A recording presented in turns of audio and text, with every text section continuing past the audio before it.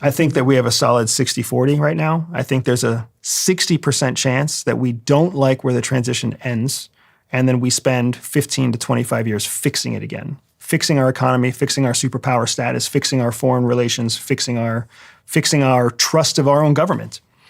I think there's a 40% chance that the decisive action Donald Trump is taking right now is adopted wide scale, and we actually stimulate our economy, get people back on the same page, and move forward in a way that keeps us one step ahead of the threats that we see from China, the disaster that we see continuing to unfold in the Middle East, the precipice that we have come up against in terms of geopolitics. There's a chance that we come out of that, but I think the dominant chance is that we don't. And I would say that that's not just my opinion. That's the opinion of economists, of economists. That's the opinion of foreign relation experts. There are multiple people out there who are all saying that our budgetary decisions, our foreign policy decisions, our military infrastructure decisions, our economic decisions are risky.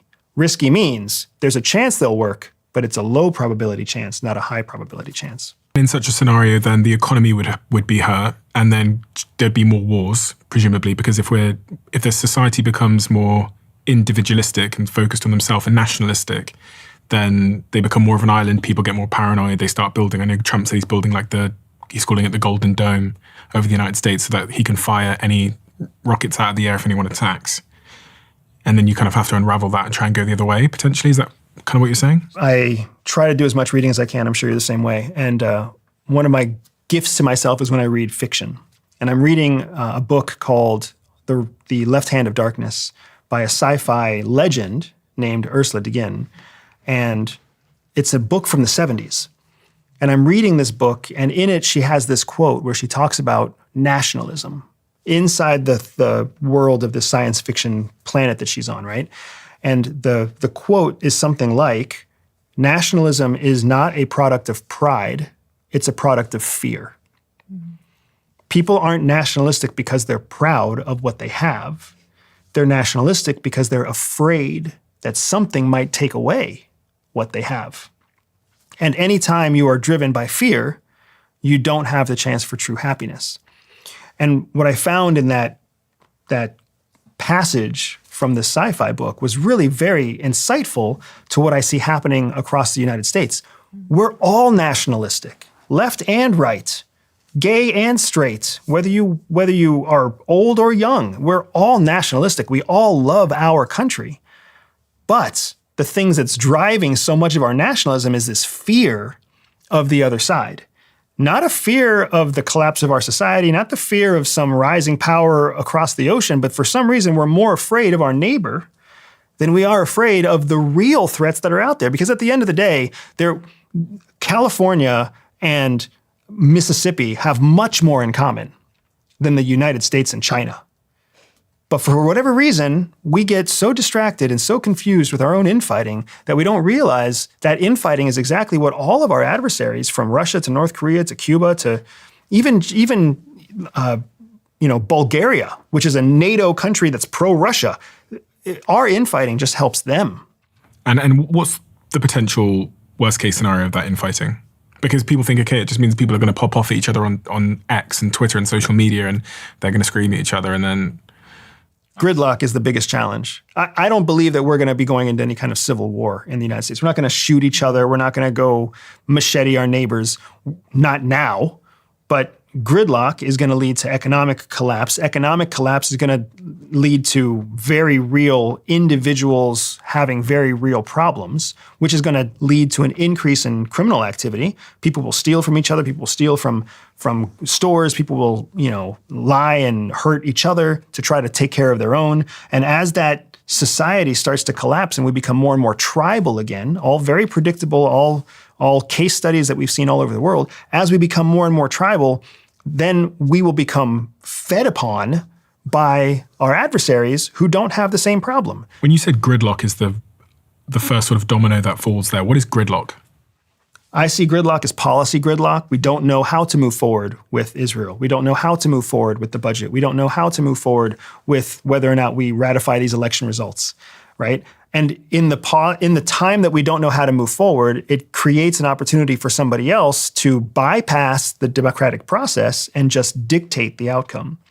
And that series of dictations makes it so that the outcome is less collaborative, less well thought out, less well defined, less palatable for more people.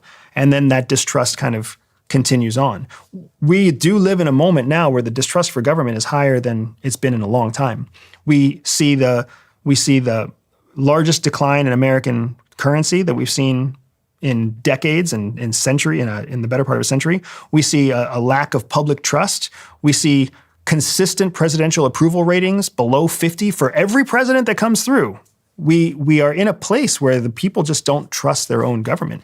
And I would say that that's not such a big deal, except that we are the wealthiest country in the world. We are the largest military in the world. We are the largest producer of financial tools and the largest producer of weapons. We are a big fucking deal to not have our shit together.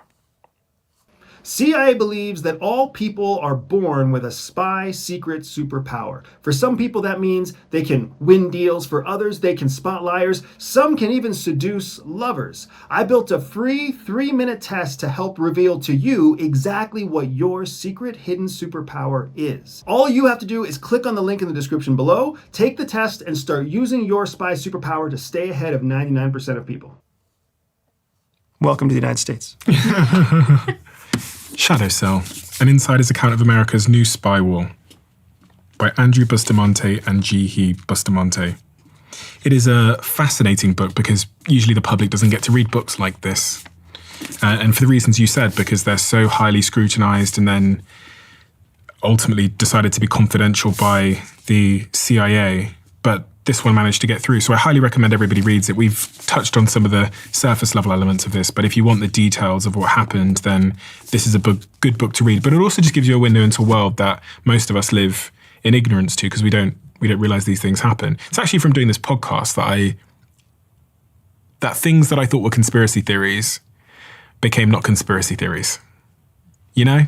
Yes. Because before I started this podcast and started to speak to people like you and other guests that I've had, I thought that, I was watching podcasts and thinking, no, that's bullshit. That doesn't happen. These are like spies, that's not going to happen. There's no way that like one country spies on another. There's no way that like, people go undercover into countries and get secrets and do all these crazy things. I thought that was movies. But actually that happens, and all countries are doing it to each other. And I imagine even the United States is doing it to some of their allies. Like I imagine the United States probably has spies in the UK, for example. The United States doesn't claim to spy on the Five Eyes countries, and the Five Eyes have all claimed not to spy on each other, but that's just a claim. We have a closing tradition on this podcast where the last guest leaves a question for the next guest, not knowing who they're leaving it for. And the question left for both of you to answer individually is, how did a mistake you made shift the trajectory of your life in a way you could not have predicted? I would say that the mistake I made that truly shifted the trajectory of my life was staying with my ex-boyfriend for so long, because we'd been together a year, and I knew it. Then the relationship was already troubled, and I was applying to the Peace Corps right out of college. But I also knew that if I joined the Peace Corps and I went overseas, the relationship wouldn't survive. And for some reason, I chose the relationship over Peace Corps. And because I chose the relationship over the Peace Corps, I ended up going to grad school so I could stay with him. And then because I went to grad school and the relationship drained me of all of my money, I ended up applying to the CIA. And if I hadn't been in that relationship, I never would have joined the CIA ever. I never would have met Andy. I wouldn't have the kids I have right now. I wouldn't have the life I have right now. So arguably a mistake to stay in a bad relationship for 7 years, but I wouldn't be where I am today without that. It's hard for me to answer the question because I keep finding myself coming to the same conclusion that Jihi came to, that all of the mistakes that I think about making all led to a sequence of events that brings me to where I am now. So I'll actually give a more recent example that is changing the course of my life right now. In 2023, I hired the first executive into my company, the first kind of equal executive to me as a CEO. And I hired that person because they came well recommended. I hired that person because they had a long track record of success. I hired that person because they seemed to understand a lot of things about business that I didn't understand. And it was time for me to scale. And it was an important thing for me as a CEO to lead the charge by hiring the right people. And then in the following 16 months, that person lost the company individually $500,000 and then put us into debt almost another $215,000. So a giant $730,000 mistake in one 16-month period of time. And throughout that whole time, I saw the mistakes. I saw the errors. And I kept convincing myself not to take action. I kept thinking, this is just what scaling must look like. This person must know what they're doing. Like, you have to spend money to make money. We have to prepare for the future. Like, I kept rationalizing every step. Oh, this was just a misunderstanding. Oh, this was something that will pay off 6 months from now. And then, that 16 months kind of ended in March of this year. And I'm staring at a healthy company that has $0 in its checking account that's carrying hundreds of thousands of dollars in debt. And I realized I can't let somebody else try to do this because nobody cares as much as I do. I'm the owner. I'm the CEO. The company was built because of my passion for the lessons and my passion for the people that we serve. We are co-owners of the company together. Jihi believes in me and she trusts me, and I can't violate that trust by continuing to think that somebody else can do it better. So I removed that person from their position. I radically changed the company.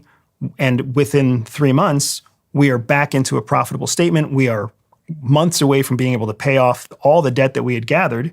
We'll never get back the money that we lost in all the failed investments, but we are on a trajectory to go in a completely different direction because I took hold of my company and made it my company again. Instead of thinking that I wasn't qualified or wasn't capable or wasn't good enough to be the CEO that built the company, why wouldn't I be good enough to be the CEO that grows the company? I think a lot of young founders can relate to that. I hear that story so often. I hear that story all the time. I've heard it for many, many years of the founder that starts a business and then basically gets like gaslighted by, oh, this person's an executive, they've done it for 26 years, so they must know what they're doing. I'll give them a massive salary, I'll give them control. And then they make a set of decisions, which because you've not walked that path before, you're unable to have high conviction as to whether those decisions are good. But because they are so expensive and their decisions are so expensive, you kind of have to go with it. And then eventually you realize at some point that just because someone has worked in some interesting places or had some previous interesting job titles doesn't equip them for this challenge. And especially when it's a small bit, this is actually the paradox of it as well. Like, the mentality of success in like big scale businesses is not the mentality of success in like a high growth startup, where you're like penny pinching. Yeah. Thank you so much. Super enjoyable hearing the story. It was actually much more captivating reading your book than I assumed it would be.